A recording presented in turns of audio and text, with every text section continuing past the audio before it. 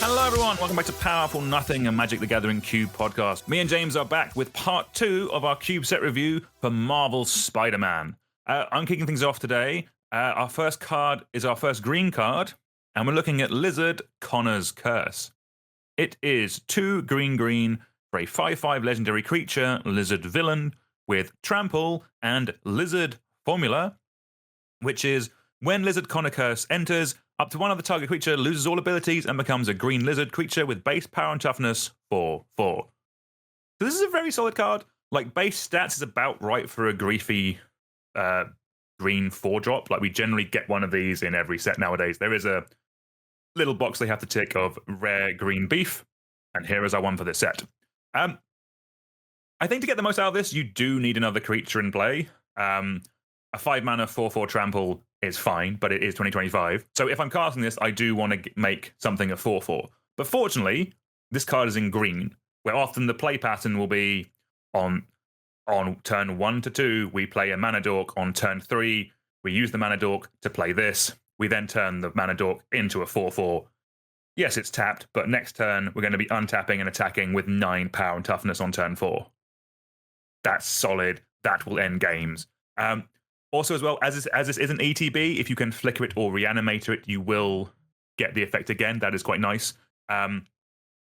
If you're supporting that, then I would consider this over maybe some other options, because best in class is things like Questing Beast and Uberwild Oddity.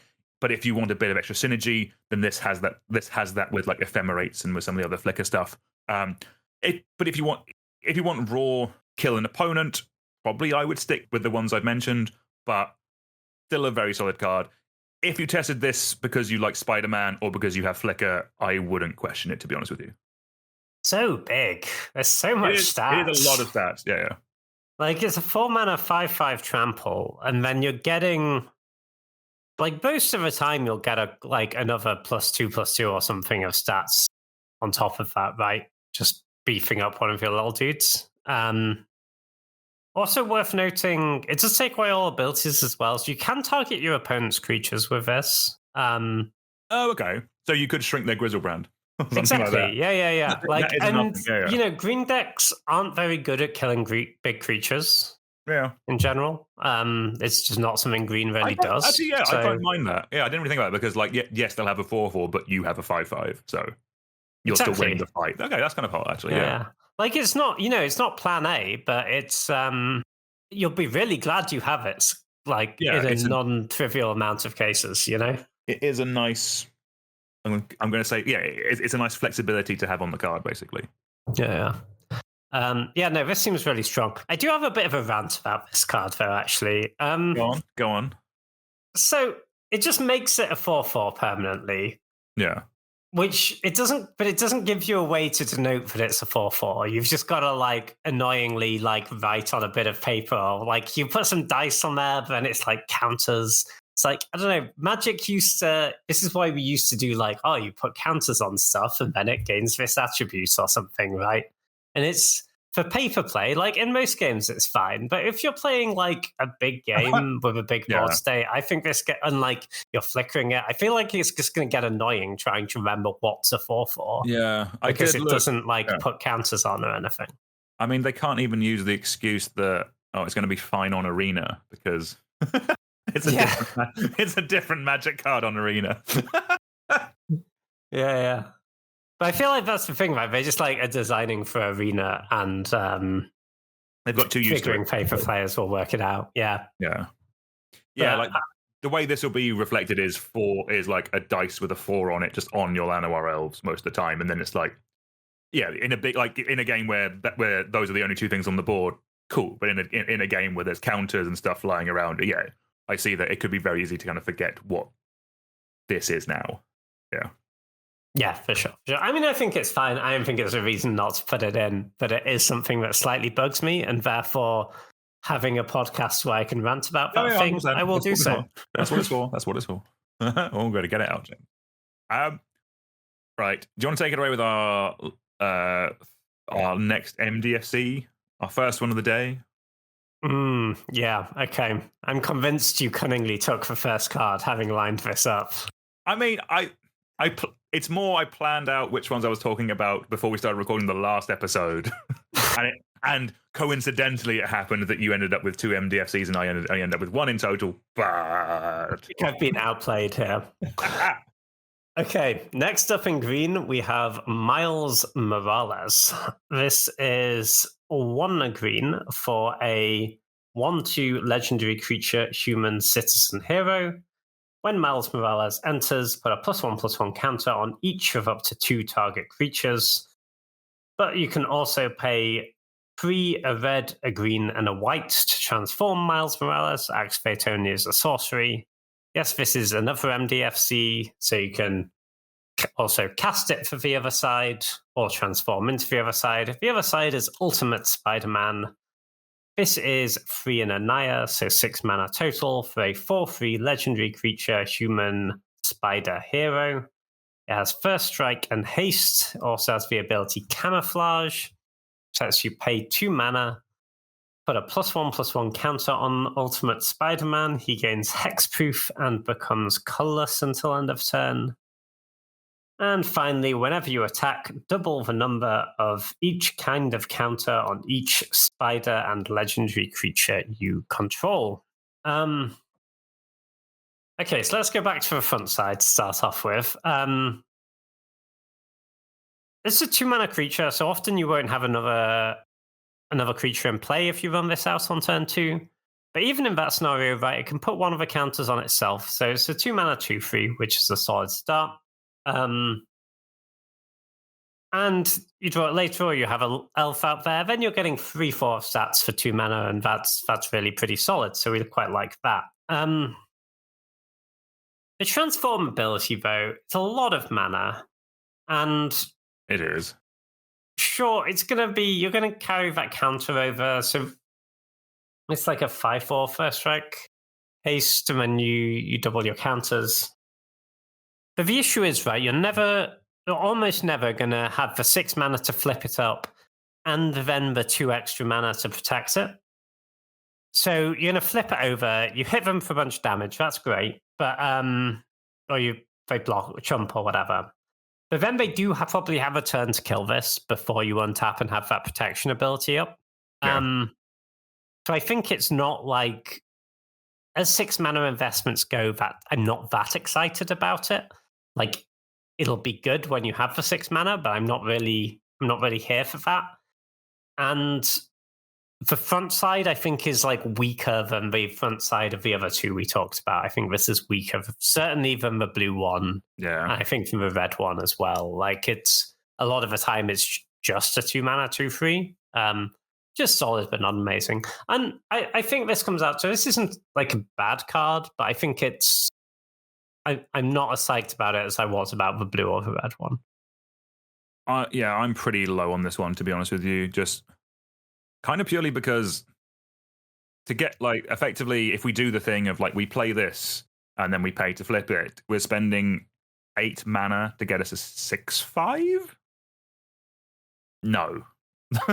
That's 3 colors? Like, no, I'm just, like, these cards all have a lot of text, and I think the dream of this card is that we kind of get it in play and we flip it, and then we have a board state that's full of a bunch of stuff with counters on it. Like, this is kind of, I think, going in a +1 counter style of deck.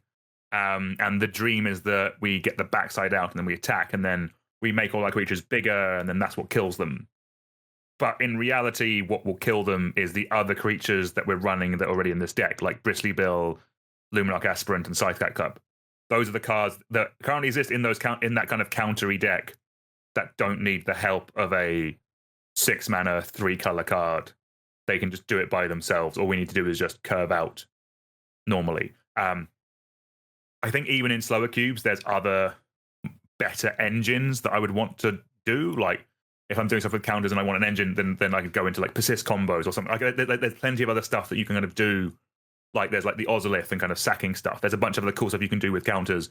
This is just, for me, too expensive and just not worth the squeeze. Like Commander, sure, build around it. It'll be awesome. Have a great time. You have your whole game plan on a card. Love that for you. For Cube, where we have access to every card, I don't think this gets in. Yeah, for sure. I think the way I would pitch this is if you have a counters deck and you're basically in for like a 2-mana 2/3 that puts a counter on something else, then by all means, that's not a terrible card. Crack on with it. But I wouldn't expect a ton from the backside. And yeah, I would be way more into the backside instantly if it had trample as well. Yes, I know we're yeah. very much getting into the realms of, oh, this card would be better if it was a better card. But No, I agree. If it had some kind of fact that, evasion, like, yeah. you can't like stack up the counters on it and then flip it over and double and get that huge hit in, right? Because they can just jump it. Wild, yeah. Yeah. Yeah. I think this, like, yeah, I think this has the potential for some cool upside, and it is an iconic character, but I just don't think it gets there for Cube. It's kind of is my gut. Yeah, let's keep the ball rolling. Next up, we have Spider-Woman, Stunning Savior. This is 1 and hybrid Azorius, meaning you can play 1 and a white or 1 and a blue to cast it. For a 2/2 legendary creature, Spider-Human hero with flying and Venom Blast. Artifacts and creatures your opponents control enter tapped. But I do think this is, again, another solid little card. If you're doing something aggressive in these colors, this is a nice tempo play. Like getting this out early and then all your opponent's players come in tapped and are off curve afterwards. Like, it'll mean your creatures can get through for damage. In theory, if you're both playing the same mana of creatures going up and up, theirs will come in tapped, so you can always get that bigger creature in, especially if you're on the play. That's quite nice. Also, this has evasion, so even if they get to a point where they can finally stabilize, this can keep pushing damage through. That's quite good. Like in most cubes, this will play out as a white card most of the time, because that's kind of where we see those more kind of like white, annoying creatures that are kind of like that are kind of aggro adjacent. We generally see them in white. But in a lot of but in cubes where but in more mid-rangey cubes, like blue-based tempo is a deck that exists. And in that situation, then I think this could maybe go into a blue deck as well. This isn't the most game-changing card, but I think it's solid. Like, I would not be surprised if this saw a bunch of play in like the arena cube or like a modern power level cube, something like that. I think this would be a very solid card. Yeah, for sure, I can see it, especially in your white weenie deck, right? Just if you play your 1 mana 2/1 into this, and your 1 mana 2/1 just gets in one more hit than it would otherwise, basically, right? Because the turn they play a blocker for it, that blocker is tapped. I think this is really solid, actually. 2 mana 2/2 flying is just a very reasonable body as a baseline, and it will just be annoying for them. It also, it's not the biggest thing in the world, but it also stops them having like mana efficient turns where they play a talisman and then tap it right away and play another spell. I think this is going to do enough annoying stuff for your opponent that it's going to feel pretty worthwhile. Agree, it's way more of a white card than a blue card. Because also, even in your like tempo-y blue decks, like sure, I mean, those decks would play this card, but in those decks, generally, like most of your creatures are already evasive. So to a certain extent, they don't care as much about your opponent's blockers coming into play tapped. That's very fair. Yeah, it does kind of like dunk on haste creatures a bit though as well, which is nice. Yeah, it does kind of nerf the aggro deck a little bit, which is quite cool. Yeah, but really solid inclusion. Nice. The next one, I'm quite hot on, James, but talk to us about our second but not last Green Goblin of the set review. I don't doubt it. Yeah. So next up we have Green Goblin Nemesis. This is 2 a red and a black for a 3/3 legendary creature, Goblin Human Villain. It has flying. Whenever you discard a non-land card, put a +1/+1 counter on target goblin you control. And whenever you discard a land card, create a tapped treasure token. So obviously you've got to be pretty about discarding cards for this to be good, because it doesn't give you a discard outlet in and of itself. And if you're not discarding cards, then 4 mana 3/3 flyer is certainly not a card you can put in most cube decks. If you are like repeatedly discarding cards, then yes, this could be quite good. But it really does need to be repeated, right? This isn't the sort of discard payoff where like you trigger it once and you're happy. I don't really think. So yeah, even if you like discard the non-land card, which probably the one you're happier about, and make this a 4/4 flyer, like yeah, it's fine. But it's not like you're really doing it, is it? And discarding the land card, like treasure is good, but I don't know why they made the treasure tapped. Really, it seems like that was unnecessary. I guess they were scared of some sort of engine. It is a commander. Sure. They are generally a bit. If it can be in the command zone, they are a bit more tighter on those kind of things. Sure. Because there's probably some combos. Yeah. It does. It does sort of make it less explosive, right? Yeah, I think it's fine. Like if you're really pushing red black discard, I think this is like an okay gold payoff. But as like the gold card that you need to enable, that you need to do quite a lot of work to enable, I'm not like jumping out of my chair at this payoff, you know? No, I think that's reasonable. Again, this isn't one for higher power level cubes. Like this is more for cubes where you are putting in gold cards that are signposts to your drafters that a deck exists. So yeah, again, more budget cubes, more mid-rangey cubes. This I think is a very good signpost card that the Madness discard deck exists and that is open to draft. Because like in that deck where you do have things like where you're making blood tokens, where you have your Faithless Lootings, you have a bunch of the mayhem stuff we've been talking about, maybe even have a cheeky Proxy Bazaar of Baghdad in there. This is quite solid. Like it's like we've both liked Evora Insatiable Air before, and this is kind of a bigger version of that card. Like Evora is 2 mana. It's a 2 mana 1/1 that has the whenever you discard a card, put a counter on it. So like it's better in more powerful cubes and can exist in more powerful cubes because you can run. It's cheap and efficient, and it has the explosive start. Basically, you can buff it up quite early and go to town. Whereas this comes down on 4 and then has to untap and then attack, and then you have to do your counter stuff to make it big. So it comes down later. It's less efficient. But it does have baked-in evasion, which is quite nice. Like, this is, in this deck, I see this as, like, your top end, and it's a nice way of breaking a board stall. Like again, yeah, you are completely right. You need all the bits already there. But I am going with, like, in the cube this is going in, we have all the discard matters stuff already there. This is just, like, the nice little signpost card on top. That, like, maybe this is, like, replacing, like, Angie, for example, as the Madness signpost card. Because Angie doesn't work with Mayhem, whereas this does work with all of those cards on top of the enablers. Something like that is kind of where I'm seeing this card. Fair, yeah. I think in a deck which is really committed to it, it will do some work for sure. Nice. All right, let's keep it going. Okay, we have our last Green Goblin of the set review. I need to count if we did more Peter Parkers than we did Green Goblins, but that's something for later. The Ultimate Green Goblin is 1 hybrid Rakdos for a 5/4 legendary creature Goblin villain. It has, at the beginning of your upkeep, discard a card, then create a treasure token. And it has Mayhem for 2 hybrid Rakdos.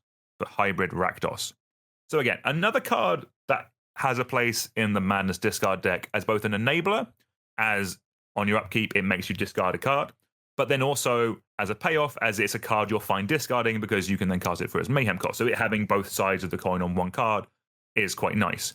But where I think this could actually see play just as a single card and see play in more cubes is that it has enough utility in that it's an efficient enough body to be good in its own. Like a lot of cubes are still running a card like Rotting Regisaur.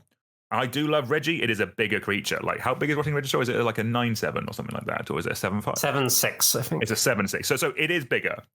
But this does more things. Like they both can go in a reanimated deck as a way of discarding your reanimation target.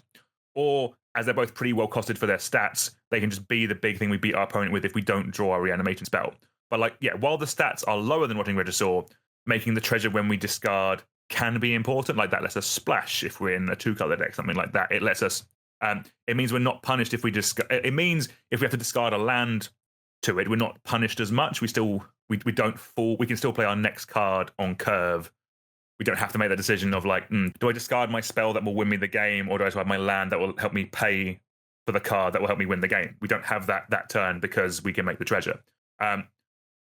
because Rotting Regisaur is a card that we know about and still sees play, my gut is this would be a nice little swap to begin with and see how it goes. There is a world where maybe the mana requirements make it a bit harder because Rotting Regisaur is only 2 and a black. Does require 2 colors of mana, albeit you can swap it over red or black. I'm quite high on this one. I think people should test this card. What are your thoughts, James? I think if you're really, I feel like I've said this a lot in this set review. If you're really committed to doing the discard thing, then yes, absolutely. Because as you say, it's both a discard outlet and a thing that is good to discard. The way those decks work a lot is combining those two things together. And this being able to fill either part of that is great. In any other scenario, I don't like it. Because the thing is, right, Rotting Regisaur is actually above rate, right? Like, it's a 3 mana 7/6. You don't get 3 mana 7/6. But you don't really get 3 mana 5/4s either.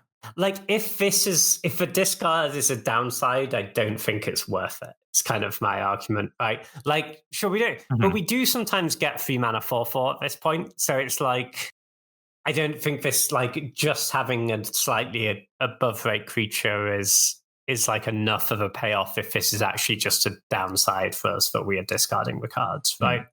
But I never think of Rotting Regisaur the discard being a downside though.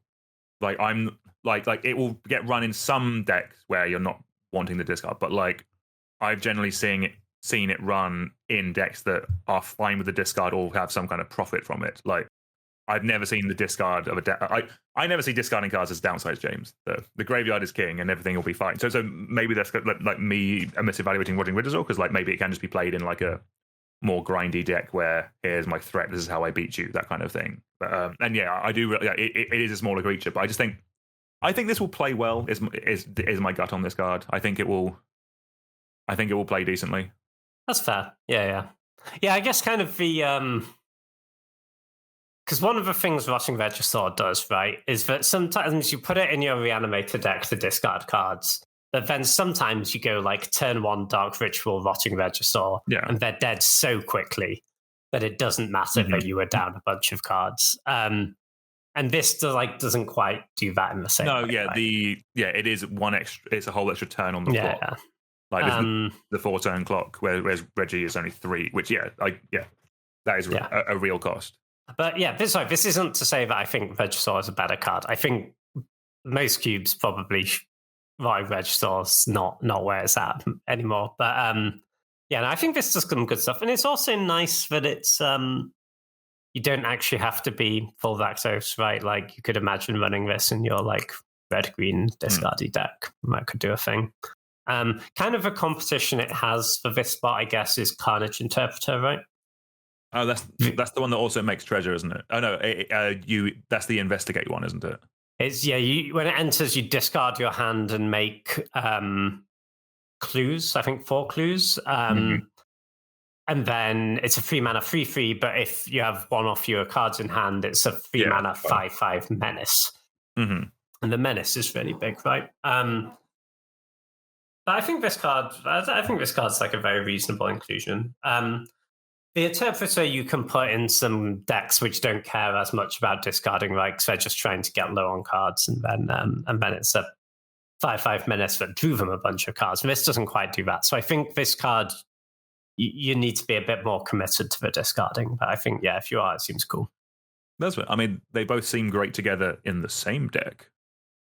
Sure do. Maybe that's where we are. But yeah, okay, no, they're fair. Yeah. Again, I will take note that I am the reason why we're talking about so many mayhem cards today.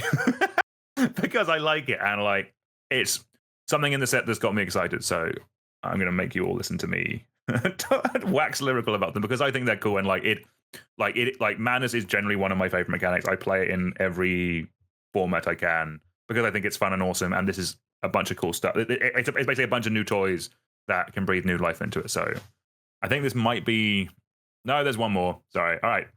Spoilers, there's one more, but it only tangentially. Anyway, enough of that. James, take it away with a Gruul card. Talk to us about Rhino's Rampage.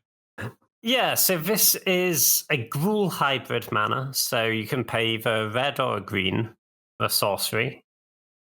says target creature you control gets +1/+0 until end of turn. It fights target creature an opponent controls.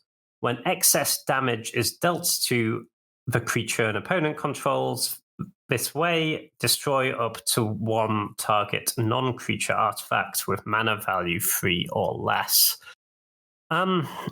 Listen, there's gonna be times where everything lines up and this feels like the best card in the world, right? They run out like a mana rock into a 3-drop, and then you have a bigger creature and you kill their 3-drop and you kill their mana rock and you win the game and you feel like a god.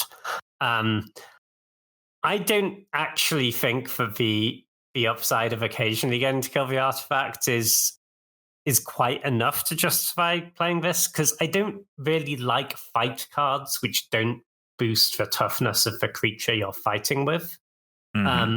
They just put a lot of pressure on you to have very, very big creatures which can consistently win the fight and kill the thing you need to kill, as well as obviously needing to pick your spot when your opponent isn't holding removal up, because these sorts of spells do leave you vulnerable to instant speed removal and getting 2 for 1. Theoretically, the other upside of this fight is that it doesn't have to go in a green deck as most fight spells do. You could theoretically put this in your Boros deck if you wanted to, right? I'm not sure I massively care about that bit, though, because I don't think many non-green decks are going to have enough really beefy creatures to support this. Because it's a fight, you don't just need to have power, you need to have power and toughness to actually win that fight. And I think that's going to be tough in your Boros deck most of the time.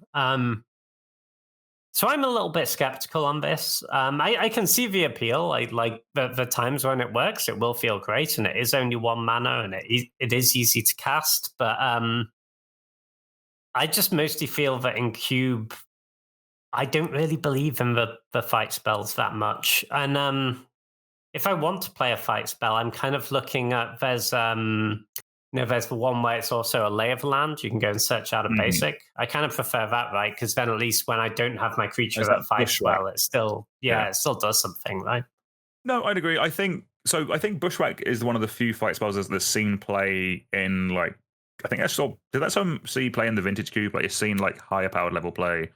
Generally, these fight spells are for lower powered level cubes, and like this one isn't uncommon. I think there is room for this in Peasant, if I'm honest with you. Like, there is like Affinity does tend to float around those things, like this killing like a cranial ram or something like that on top of being like becoming a 2 for 1 there. I think is fine, and there's only like 1 or 2 like instant speed fights. Like once you get into sorceries, like this is probably one of the best instant speed one of the best sorcery speed fights, and it's very flexible to cast. And like in theory, Gruul, like I completely agree that kind of like it not pumping toughness is great, but if I'm in a Gruul deck, like in any format nowadays, I'm just gonna have more like Writhing Chrysalis this, like I'm just gonna have more power and toughness. Like yeah. Again, like maybe this isn't like I don't think this gets there in higher power level cubes. Like the Shatter is nice, and like higher power level cubes do have a wider range of artifacts you want to remove. But again, maybe it is a thing of like just run a more efficient spell if you want a way of removing the artifact as well. Yeah, or run an Abrade basically, because that kind of does both. Yeah, okay, all right, okay. I forgot Abrade existed, James. Okay, fair. That's common, no less. Yeah. Abrade, powerful magic card. All right, let's keep it going. Next up, we have Gallant Citizen. This is a hybrid Selesnya. For a 1/1 creature human citizen, when this enters, draw a card. So just a quick note on this one. This is an effect we've seen a bunch of times. There is quite a number of creatures that are around 2 mana, ETB, draw a card. Solid role players in Flicker decks. If you can get the effects, if you can get that effect again and again, nice little engine. We love drawing cards on creatures. Fantastic. This oddly being hybrid green white does make it harder to cast than quite a lot of the ones we've seen. There's like a very cute dog that does this. There's an elf. There's a 1 and a green elf that does it. Why I have added this one to the list and why I want to talk about it is that it is a human, and that is important. This is the first one of these effects, as far as I'm aware, that's 2 mana and has been on a human. A lot of cubes do have creature type matters in there, and human is the easiest to support. And a lot of those are on like ETB effects or like count when humans come into play. So there is definitely a place for this card, and it's not in the majority of cubes, but like someone out there will have a human matter section and a blink section, and like this is like the best card printed for them in this set, and like that's why I wanted to shout it out again. Not for every cube, but like it will fill an important role in a number of cubes. Yeah, I hadn't really thought about the humans angle. That's cool. I could see it doing some stuff there because, yeah, the humans matter synergies do involve quite a lot of re-triggering ETBs, right? So I can see some upside there. Yeah, I guess I would just highlight that mana cost. Yeah, I do think that because Celestia Hybrid makes you think, oh, this can go in my white deck or my green deck, and that's kind of a lie, right? Yeah. Like this goes in your Celestia deck, your mono white deck, or your mono green deck most of the time. Yeah, like I mean, obviously, like it depends how good your mana is, right? But in general, I'm not looking to put this in like my like blue white blink deck because it's just too difficult to cast. Completely agree. We're on to artifacts now, James. I'm quite high on this card. What do you think of Iron Spider Stark upgrade? Yeah, this one's cool. So Iron Spider is 3 generic mana for a 2/3 legendary artifact creature spider hero. It has vigilance, and you can tap it to put a +1/+1 counter on each artifact, creature, and or vehicle you control. Or you can pay 2 mana and remove 2 +1/+1 counters from among artifacts you control to draw a card. I just realized that if you can't read the first ability, that's very ambiguous. It is not each artifact, creature, or vehicle. It's artifact creatures. They need to be both creatures and artifacts to get the counters. It just occurred to me that if you're reading that out, that is actually very ambiguous. So basically, this is a 3 mana Steel Overseer, but it has a bunch of upsides. And I think Steel Overseer is actually a cool and kind of underplayed card in Cube. I love Steel Overseer. Yeah, I think like if you're going wide with artifacts, Steel Overseer is sick. That's basically just a 2 mana 1/1 with this ability, basically. Taps, put a counter on all of your artifact creatures. So this, obviously, you're paying whole extra mana. That's a really big deal. That sucks, but you're getting a lot for that. You're getting Vigilance. I mean, Vigilance is really big here because it means you get to attack and use the ability. And especially because obviously this grows itself, as the game goes on, that actually becomes more and more relevant because it's unlocking an attack with, once it's activated a few times, actually a really big creature. So that's cool. It's also... it's a 2/3 to start off with, so that means it's more likely to get those good attacks, right? It's the turn after you play this, it's attacking as a 3/4 essentially, right? Because you're attacking and then you're able to tap it. Plus, if this isn't something, the board stalls out a little bit and you get to the late game, you have some mana lying around, then you're going to have a bunch of counters by that stage, and you can start cashing from them for cards, which seems really, really strong too. I think if you have a cube that wants Steel Overseer, it almost certainly wants this card too. I think it's definitely worth looking at for those cubes. Oh, 100%. I have Steel Overseer in my cube, and for me, this is the card I'm most excited about because I do love the Artifact aggro deck, and I think this is just going to be a solid slam dunk. Like it is slower than Steel Overseer. Like one of the strengths of Steel Overseer is it comes out early and it can tap on turn 3 and just start buffing up your team straight away. This does come down a turn later, which it is an aggro deck primarily, or how I've seen it be played, and that is a real cost. There is a world where maybe this and Steel Overseer kind of like help us out. We got a bunch of modular creatures, I think, in Modern Horizons 2. We already had Arcbound Ravager, but like there's like Zabaz and a bunch of other modular creatures. Like having a second Steel Overseer with a bunch of modular creatures that when they die we can move their counters around. That sounds actually quite a nice little place to be. I quite like this card, and just like in general, like unlike Steel Overseer, this actually can get into damage itself because it has vigilance. Like there is a world where you can still put the counters on stuff after you've done your attack, or you can attack with it and then put the counters on it in response to attacking. That's all quite hot. I like this card.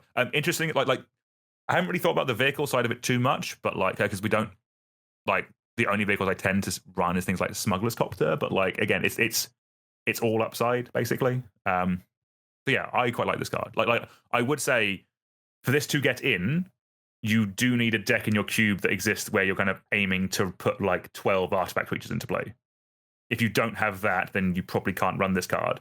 But if you do, because you're doing the Steel Overseer artifacty beatdowny type deck, that is quite nice. Do you think this could like this does work quite nicely with like a Mishra's Workshop, James? Is it's 3 mana? Like is that a possibility in higher powered level cubes or? Yeah, for sure. I mean, I think that artifacts aggro deck is pretty real. Like I remember when you first put it in your cube, and it just started cleaning house with the like Rakdos artifacts beatdown deck. And that cube, over time was pretty high power level. Like I'm not expecting to see this card in actual vintage cube, but I think like basically everything below that, I mean, you can't just put it in. It needs to be in the right deck. But I think that deck is powerful enough to go in some fairly high power level cubes. I'm just going to say it. You would not be seeing this card in Vintage Cube because if you were to see it, it would be called Physic Ethereum Mechanic. Of course it would. I think it all makes sense. And Physic, the scientist doctor guy, is inexplicably a spider for some reason. He's a spider hero. Yep, exactly. Exactly. All right, let's move on to our last artifact. Next up, we're going to talk about Steel Wrecking Ball. This is 5 generic for an artifact. When it enters, it deals 5 damage to target creature, or 1 red, discard this card, destroy target artifact. So this is kind of an interesting card. Like, we're not here really in any format to pay 5 mana to deal 5 damage to target creature. That is not good in any cube. I don't know. I don't care what you say.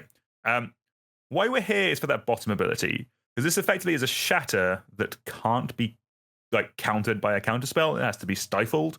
In cubes with really powerful artifacts, this could be really strong. Like this might be narrow, but like this will either be played in no cube whatsoever or the Mitgo Vintage Cube.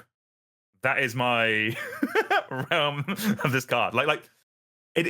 Interesting to know, it is an ETB, so you can do some Goblin Welder stuff with it. It's like that's some nice shenanigans. It becomes repeatable, but like generally, like I don't know. You play a lot more Vintage Cube than me, James. What do you think about Steel Wrecking Ball? Do you think it has a place, or? I think if those are the 2 options, then this is going to see play in no cube ever. Okay, fair.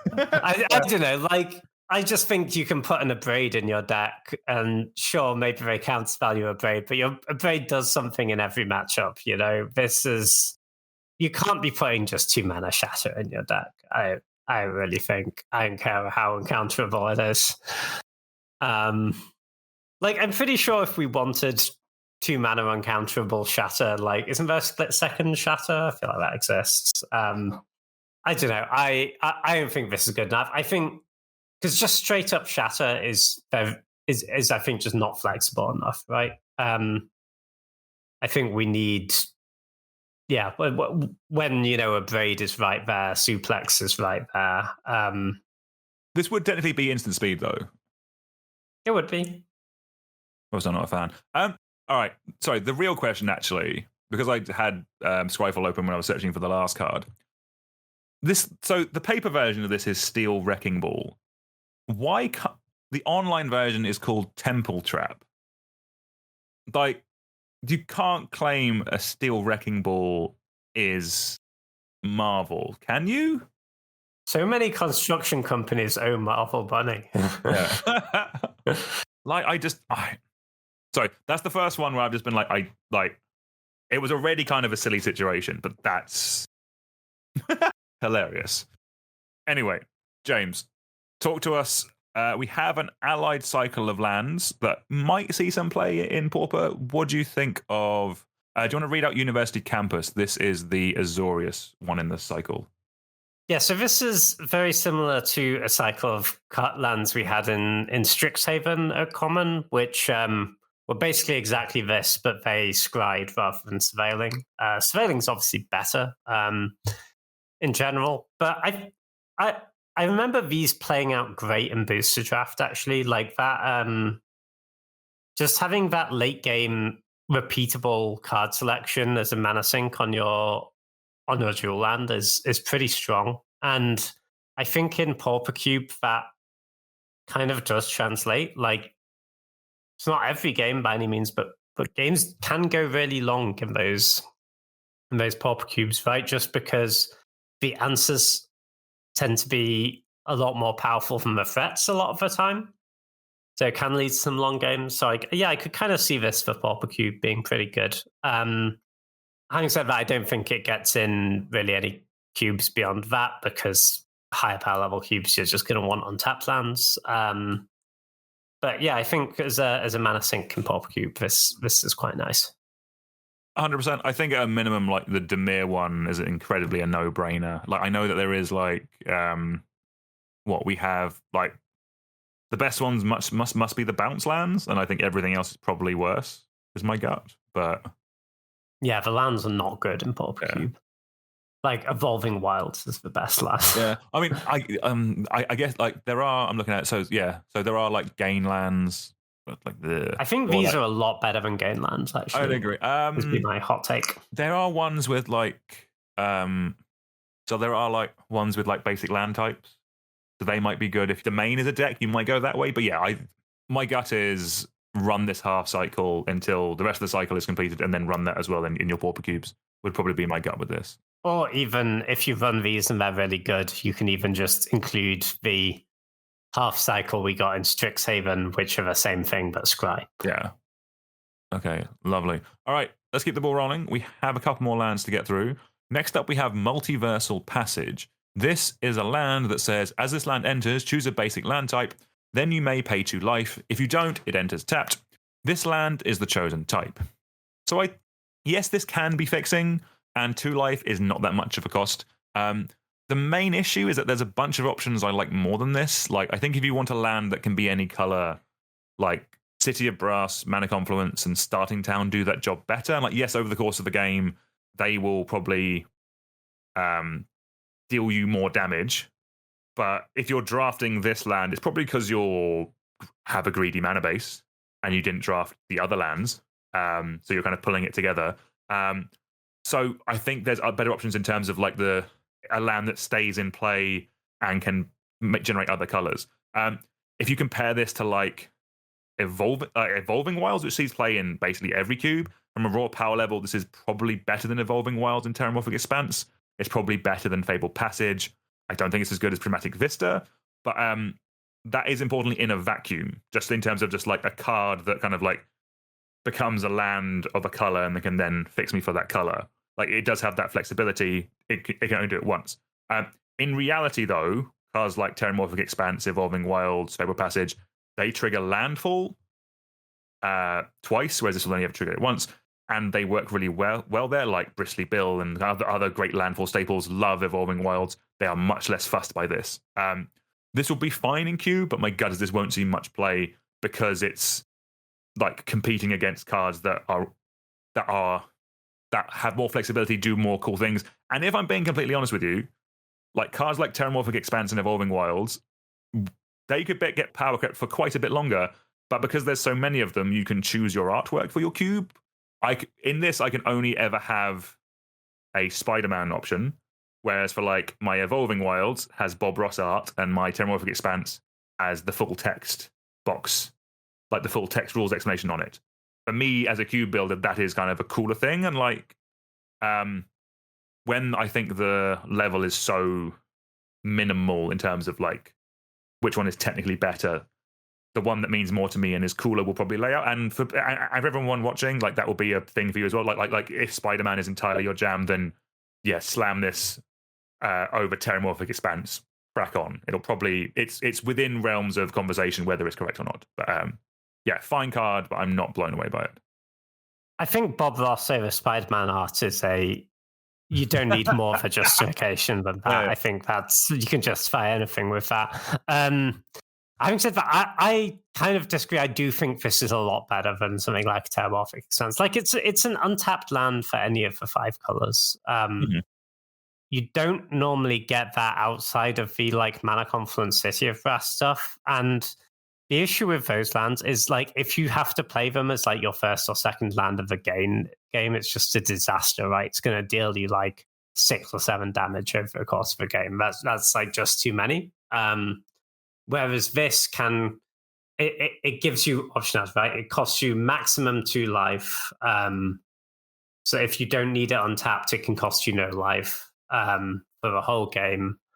It is the basic land type that can be relevant. I actually think this is like, if you're just going on power level, I think this like gets in most high power level cubes. Okay. Just because like untapped any color, like this is like a fairly safe pick. You can take it fairly early and know you're gonna make your deck, and it's gonna make your deck better. It's never gonna be the ideal land for you. It's never gonna be the perfect piece of fixing, but it's always gonna be solid. The more colors you are, obviously, the better it is. I think it's worse than Vista. I think this versus Starting Town is like maybe kind of close. I think I'd lean towards Starting Town, but I think this is very, very solid. My only issue with it is that it annoys me on paper having to like either just remember what color my land is saying or write it on a little bit of paper and put it on the land. That annoys me. So I don't like those thriving lands for the same reason people sometimes put them in like pauper cubes. But outside of that, I think this is a very solid include for most cubes. No, that's fair. I'll take that. The next one I think is quite sweet. What do you think about Oscorp Industries, James? Yeah, this is really cool. Oscorp Industries is a land, it enters tapped. When this land enters from a graveyard, you lose 2 life. It can tap for a blue, a black, or a red. So it's a Grixis tri-land. But it has Mayhem. So when you discard it, you can play it from your graveyard this turn. That's really cool. I think this is sweet. I love this card. Yeah. No, this is. I want to put this in like all of my cubes. I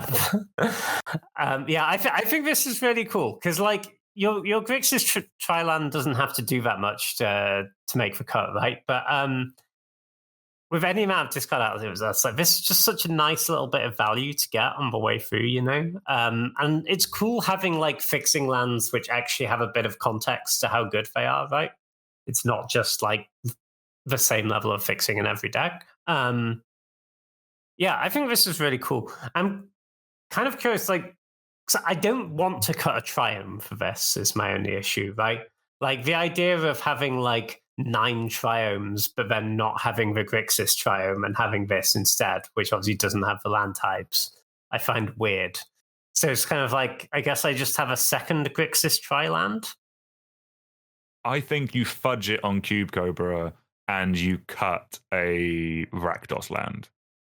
Okay, yeah, I'm down with that. As long as I don't have to cut a Dimir land, that's fine. Yeah. No. It's based. I think if you're doing it that way, you add it for the deck that's most likely to run it. So yeah, if you think there's going to be Dimir, then you cut a Dimir one. If you think it's going to be Rakdos, then cut a Rakdos one. It's probably not going to be Izzet, but like that would be how I do it. Like there is like I know technically, yeah, we don't want to be cutting triumphs, but there is like I know we had that conversation about we were doing a cube review recently, and we had the conversation about maybe mana bases are too good. I could see a world where I cut triumphs for a little. Like at the minute, there is no conversation on cutting triumphs because there's nothing to replace them.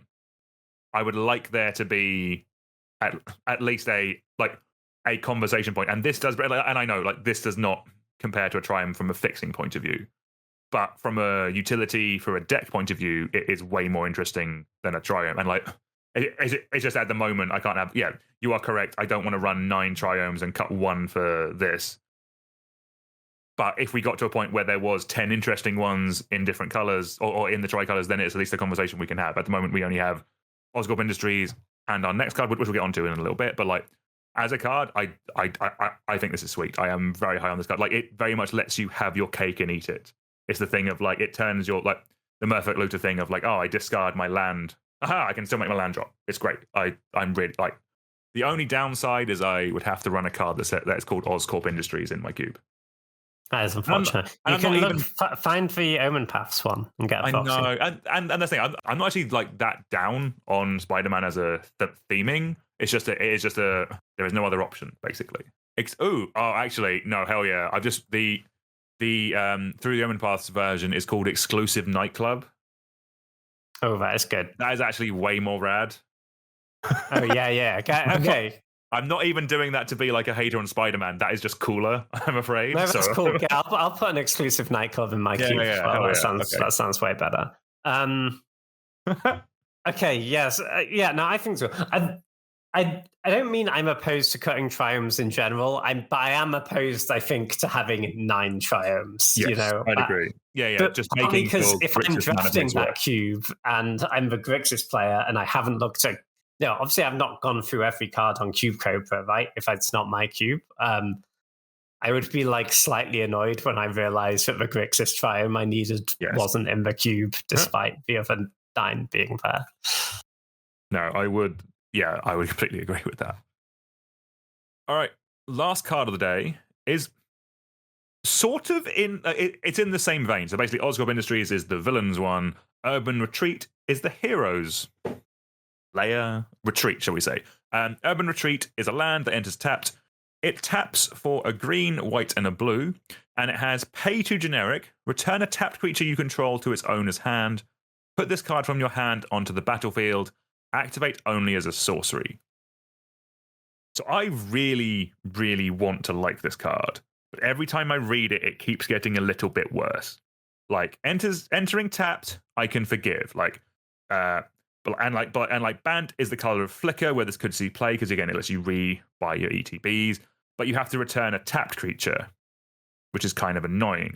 It means you have to have attacked with it to get your ETB effect in again, or found a way to tap it, like again with crewing a vehicle, all that kind of stuff. And like, even with that, I'm like, okay, there's still a way we can probably work around that. But then it says sorcery speed as well. It's like, it's 3 layers of negatives that just mean I don't want to play this card. Like, if it wasn't a sorcery speed, like then it could at least be used as like protection when you swing in with a creature. That's kind of cool. But there's every part is a drawback on a card that I think could have been quite cool. Am I wrong, James? Is there something there with this card?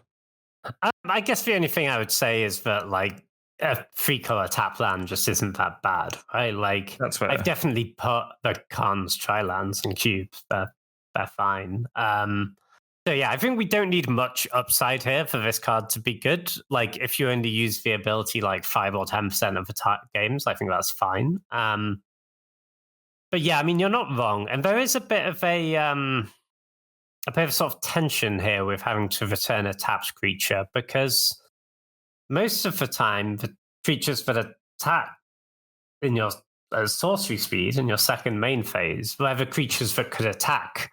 And the creatures that have good attacks are not the creatures you want to return to your hand, right? You want to keep them in play and keep attacking with them.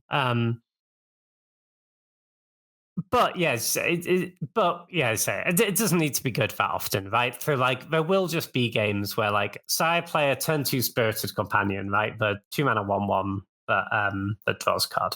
And then they have a slow draw or whatever. They like cast a card draw spell on turn 2 or something. And then I do get to attack my Spirited Companion. When I use this land, I'm ramping, right? Because I'm putting an extra land into play. I'm getting my Spirited Companion back, which in the long term is going to draw me a card. That's really good. There'll also be stuff with like maybe if they play like claustrophobia type effects, this is really good against that, right? And I don't need to get much value out of this land to be like kind of interested, right? So I'd be on, I guess, if there's sort of naturally room in your cube for this land, then I think it's a fine one to add. But unlike the Grixis one, I'm not like looking to make room for it, you know? No, yeah, maybe that's fair. Yeah, I am kind of, yeah, tri-lands are just okay. Like from a fixing point of view, this will fix you. It will get in, like, the Selesnya drafter will draft it, the Azorius drafter will draft it, and the one I forgot drafter will draft it. When did I forget? Simic. And the Simic drafter will draft it, yeah. Yeah, that's fair. I think it's just more, I am just frustrated by the potential of the card, shall we say. Yes, I agree. The text sort of looks better than it is, right? Yeah. All right, marvelous. So that's going to do it for our set review. Before we get you all out of here, James, what cards are you most excited for from the Spider-Man set? So I think Norman Osborn, the blue MDFC, is really powerful. I think that's for that sort of 2-mana blue looter slot. I think that's a really powerful new contender which we've got. I'm also quite excited for this this smattering of mayhem cards that I think maybe open up some interesting new design space in various cubes. Like the madness stuff, unless you're with really quite low power level, was just a bit tough to try and get to work. But and a lot of that was just like the madness creatures weren't that good. And I think just getting a bunch of new options for that is pretty cool, because I think it's a cool mechanic, right? And I know I've tried to make it work before. I think you have to. Previously, I think the sort of discard matter stuff does work well, but it hasn't tended to actually feature actual madness cards, you know? Whereas I think maybe some of these mayhem cards could get there, and I think that could be pretty cool. No, I completely agree with that. Yeah, like, I'll be honest, like, the mayhem cards were the ones that kind of got me like, damn, I think I like the Spider-Man set, if I want to see that. Very much tipped, I was like, because there's just a smattering of cards that, like, I'm hyped by these. I want to play these. They're really cool. I completely agree about Norman Osborn, Green Goblin. Yeah, we touched on it in this episode, but Iron Spider, I think, is a really cool card. Definitely one I'm going to be picking up and testing. I think that's really cool. And yeah, I think Spectacular Spider-Man, the 1 white 3/2 flash Selfless Spirit, I think we'll probably see quite a bit of play. I think it very much depends if I open one at pre-release, whether I will play it in mind. But yeah, I think it's a very pushed, very cool card. And actually, we should probably also mention the card that probably actually will see the most play in all cubes, Romantic Rendezvous. Because that's a common, it will probably see play in every cube that can run it, like Pauper upwards. I think it probably has a place nowadays. I'm trying to work out if I actually have one. You might. Yeah, it's going to be in a lot of yeah. cubes. I don't think it gets into like Powered Cube, but yeah, it gets into a lot of cubes for sure. No, very fair. All right, marvelous. Well, that's going to do it for today. James, pleasure, man. Thank you for that. Always good to chat some new cards. Yeah, always a pleasure. All right, fantastic. Everyone, thank you all very much for listening. Do make sure you give the podcast a 5-star review. Tell a friend, all that good stuff, whatever positive affirmation you can do. Greatly helps us out, do cool and new things. Until next time, it's goodbye from me and it's goodbye from James, and we'll see you all soon. Goodbye.